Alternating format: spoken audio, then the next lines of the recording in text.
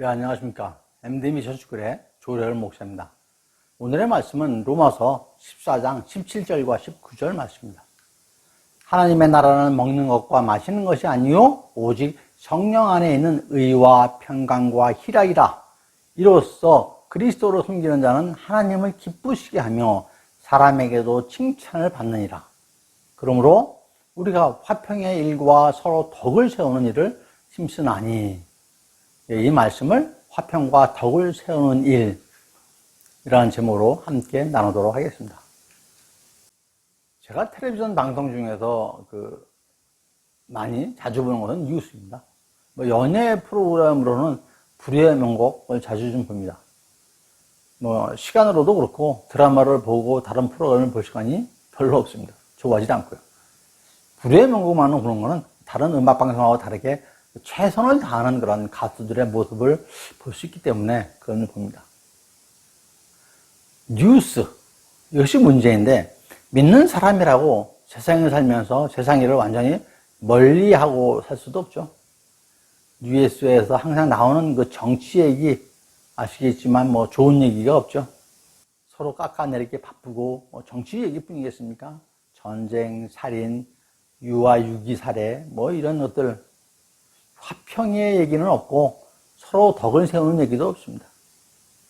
전혀 없는 건 아니지만 경쟁의 세상에서 정당하게 공정하게 목표를 이루려고 하는 것보다는 다른 사람이 갖고 있는 것을 빼앗으려고 하는 그런 세상입니다. 좀 안타깝죠. 물론 세상에 아름다운 일도 많이 있을 겁니다. 아름다운 사람도 많이 계시죠.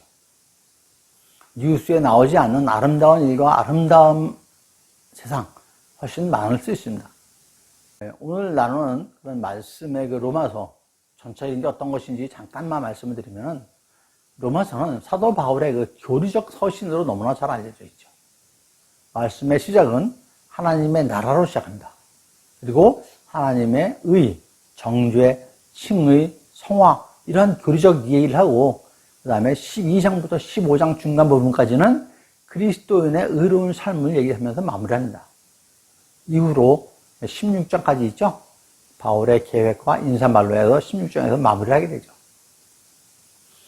오늘의 본문을 잠깐 요약을 하면은, 하나님의 나라는 오직 성령 안에 있는 의, 평강, 희락이고, 그리스도를 섬기는 자는 하나님을 기쁘게 하고 사람들로부터 칭찬을 받습니다.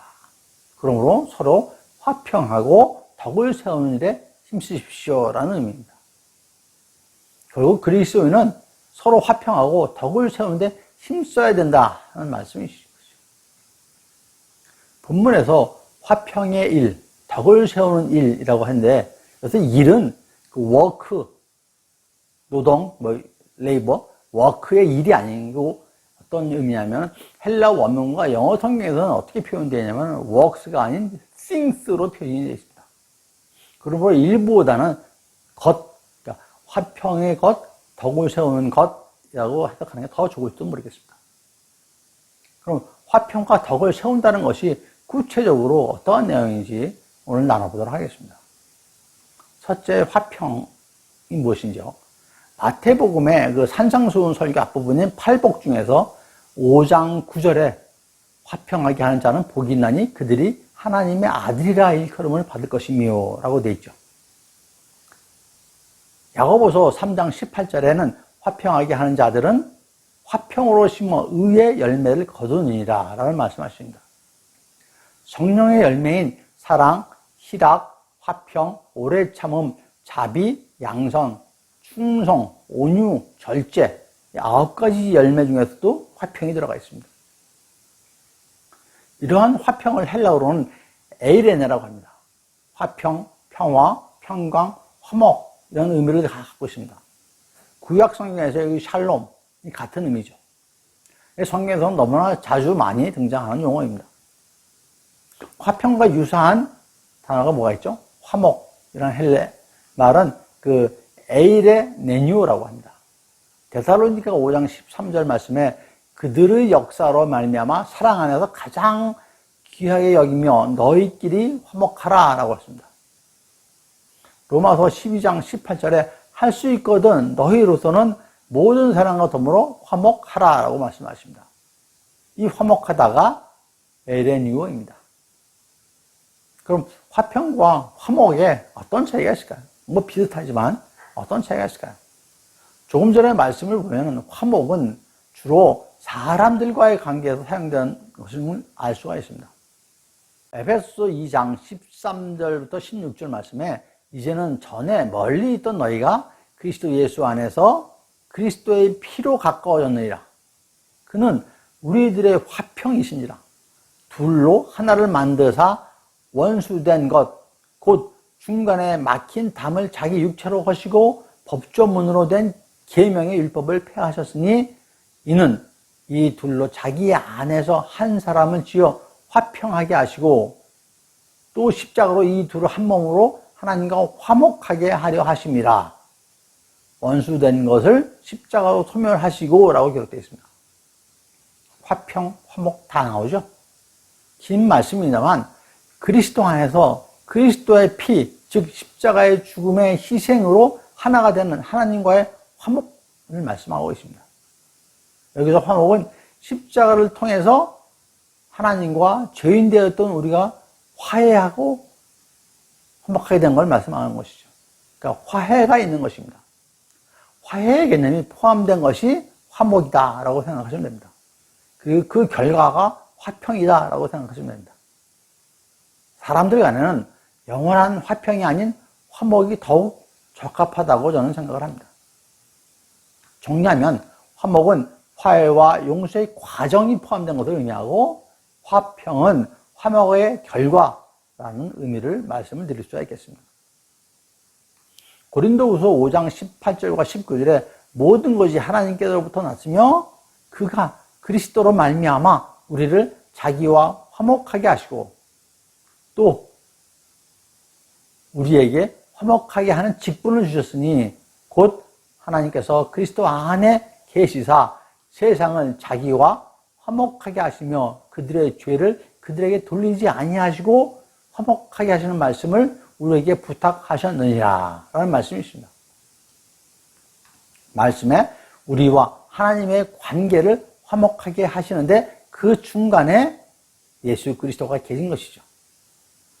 예수님께서 다리가 돼서 하나님과 인간의 관계를 화목하게 하셨다는 것입니다. 그 주체는 하나님이심을 우리가 알 수 있습니다. 예수님께서 무슨 방법으로 그렇게 하시죠? 십자가에서 죽으심으로 그렇게 하신 것이죠. 예수님은 십자가로 하나가 되게 하신 화해자이신 것입니다. 예수님은 십자가에서 죽으심으로 화목 제물이 되셨던 것이죠. 우리의 온전한 화해는 그리스도 안에서 비로소 가능해지는 것입니다. 그리스도의 화해로 하나님과 우리가 화목하게 된 것입니다. 세상 것으로 화목해지지 않습니다. 잠시 화목할 수는 있어도 영원하지는 않습니다. 오직 그리스도 안에 있는 때만 영원한 화목이 있는 것이죠. 이것이 화평입니다. 즉 화평은 완전을 지향하고 다시 하나가 되는 것, 분리되어 있던 상태에서 하나가 되는 것을 의미한다 라고 말씀을 드릴 수가 있습니다. 그래서 하나님과 멀어졌던 죄인이 그리스도 안에서 다시 하나가 되는 상태가 진정한 의미의 화평인 것입니다. 그 화평은 무엇입니까? 복음입니다. 사도행전 10장 36절 말씀에 만유의 주 되신 예수 그리스도로 말미암아 화평의 복음을 전하사 이스라엘 자손들에게 보내신 말씀이라고 하셨습니다. 복음이 화평의 완성체인 것입니다. 그러면 실제적으로 화평을 위하여 그리스도인들은 무엇을 어떻게 해야 할까요?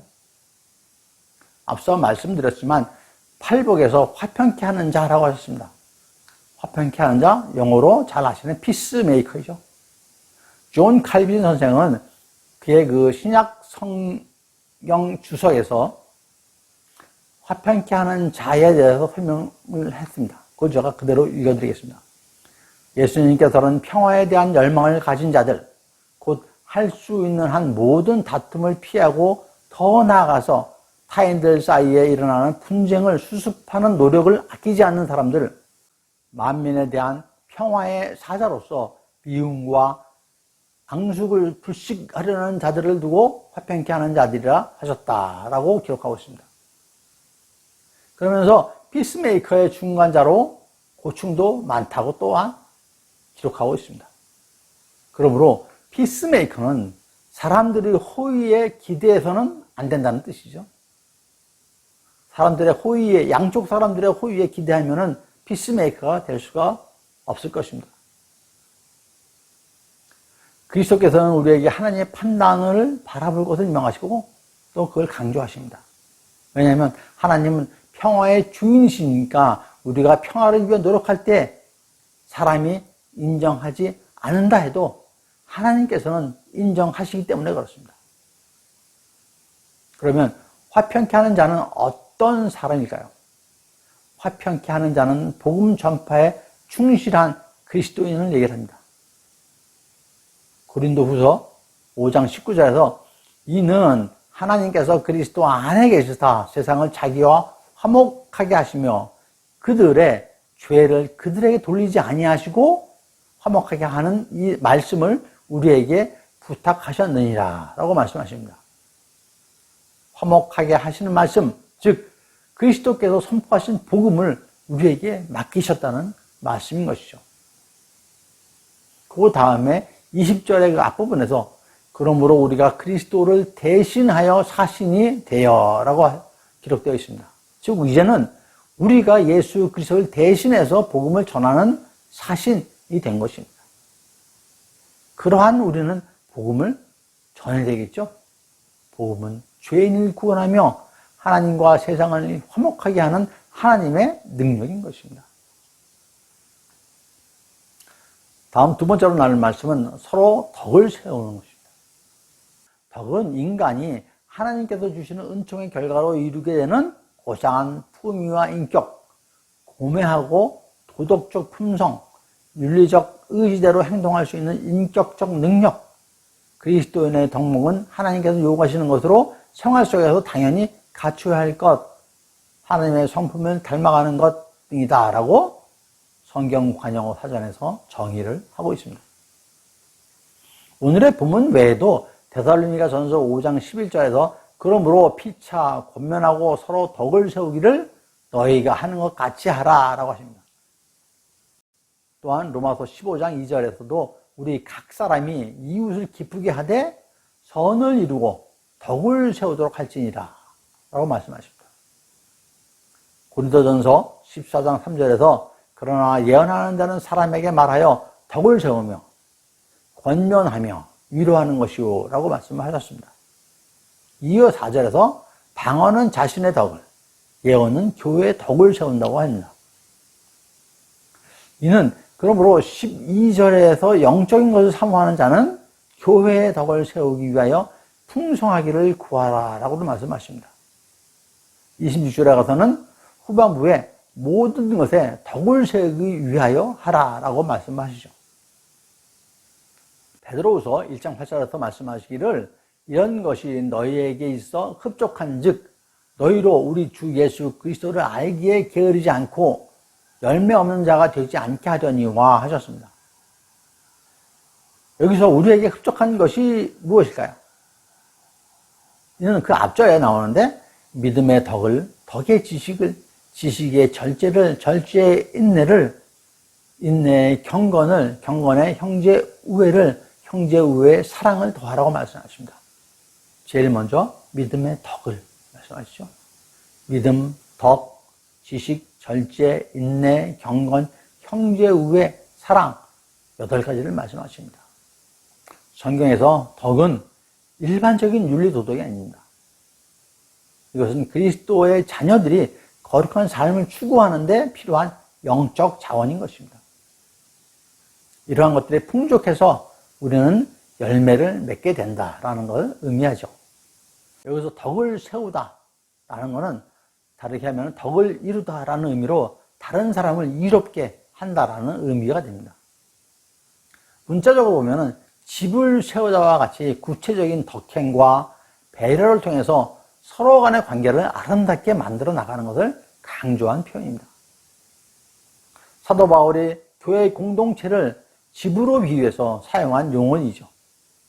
원어인 헬라어로는 오이코도메라라고 되어 있습니다. 바울 서신서에 자주 등장하는 말이죠. 영어 성경에서는 edification, goodness, build up 등으로 번역을 하였습니다. 성경에서 덕을 세우는 일은 그리스도인 개인 또는 교회의 중요한 의무입니다.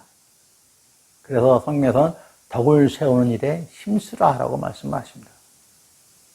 이는 서로 간에 도움이 되는 일을 추구하되 그것을 위해 애쓰고 노력하는 걸 말씀을 하고 계신 것이죠. 이것이 영어 성경에서는 encourage one another and build each other up 이렇게 영어로 번역이 되어 있습니다. 이것을 다른 한 단어로 표현하면 바로 edify입니다. 이 단어는 헬라어 원어로 보면 두 개의 단어로 이루어져 있는데 집과 세우다라는 의미가 있습니다. 그러니까 덕을 세운다는 것은 집을 세우는 것과 같다라고 생각할 수가 있습니다. 어떤 집입니까? 그리스도의 집, 즉 교회인 것입니다. 근데 교회 건물이 아닙니다. 믿는 사람들의 공동체인 것입니다. 결국 예수 그리스도를 믿고 따르는 우리가 할 일이 무엇입니까? 그리스도의 몸된 교회를 세우는 일인 것입니다. 교회는 건물이 아니라 믿음의 사람들입니다. 우리들이 교회입니다. 저와 여러분이 교회입니다. 성경에 두세 사람이 모이면 교회가 된다고 말씀하셨죠? 마태복음 18장 20절에 두세 사람이 내 이름으로 모인 곳에는 나도 그들 중에 있느니라 라고 말씀하십니다. 부부끼리 예배를 드리면 그것이 교회인 것입니다. 부부가 서로를 세워주는 것, 그것이 서로 덕을 세우는 것입니다. 거기서부터 시작하는 것입니다. 서로 힘을 주고 격려해주고 서로를 위로해 섬기는 것이 공동체를 든든히 세우게 하는 것입니다. 그러면 좀 더 구체적으로 서로 덕을 세우기 위해서는 어떻게 해야 되는지를 잠깐 알아보도록 하겠습니다. 첫 번째로 서로 덕을 세운다는 것은 무엇보다 서로가 하나님의 말씀을 붙드는 것입니다. 즉 말씀 안에서 하나가 되는 것이죠. 디모데후서 3장 16절과 17절 말씀에 모든 성경은 하나님의 감동으로 된 것이니 교훈과 책망과 바르게 함과 의로 교육하기에 유익하니 이는 하나님의 사람으로 온전하게 하며 모든 선한 일을 행할 능력을 갖추게 함이니라 라고 말씀하시죠. 또한 베드로후서 1장 20절과 21절에서 먼저 알 것은 성경의 모든 예언은 사사로이 풀 것이 아니요 예언은 언제든지 사람의 뜻으로 낸 것이 아니요 오직 성령의 감동하심을 받은 사람들이 하나님께 받아 말한 것임이라. 성경에 쓰여진 말씀이 하나님의 사람으로 온전히 세우고 모든 선한 일을 행할 능력을 갖추게 한다라고 말씀하십니다. 우리는 서로 덕을 세워서 모두가 함께 하나님의 사람으로 온전히 세워져야 합니다. 성경은 하나님의 말씀이고 하나님에 대한 말씀인 것입니다. 그러므로 성경 말씀은 우리를 온전하게 세우게 할 수 있는 것이죠. 즉 하나님의 말씀은 모두가 생명에 있는 살아있는 하나님의 진리의 말씀인 것입니다. 두 번째로 서로 덕을 세우는 것은 말씀으로 서로 격려하는 것입니다. 앞서 나눈 데살로니가 전서 5장 11절에 그러므로 피차 권면하고 서로 덕을 세우기를 너희가 하는 것 같이 하라라고 하셨죠. 이 앞서 9절과 10절에서 하나님이 우리를 세우시면 구원을 받게 하심이고 하며 예수께서 죽은 것이 우리와 함께 살게 하려는 것이라고 말씀하셨습니다. 그러면서 피차 권면하고 서로 덕을 세우라고 하셨던 것이죠. 피차 권면하라. 서로 격려해 주라는 뜻이죠. 예수 그리스도께서 우리에게 구체적인 사명을 주셨습니다. 그것을 서로 격려하고 서로 덕을 세우는데 쓰라라는 말씀인 것이죠. 에베소서 4장 29절에 무릇 더러운 말은 너희 입 밖에도 내지 말고 오직 덕을 세우는데 소용되는 대로 선한 말을 하여 듣는 자들에게 은혜를 끼치도록 하라라고 하십니다. 그러므로 말이나 행동으로 우리가 서로를 끌어내리고 무너뜨리지 않도록 조심해야 됩니다. 말씀을 마무리하도록 하겠습니다. 여러분, 하나님께서 우리에게 거룩하라고 명령하셨습니다. 세상 사람들과 구별된 사람이 되라고 하셨죠. 세상 사람들과는 다르게 다른 방법으로 살라고 하셨습니다. 그리고 또한 사랑하라고 명령하셨습니다. 마지막으로 가르쳐 지키게 하라라고 명령하셨죠.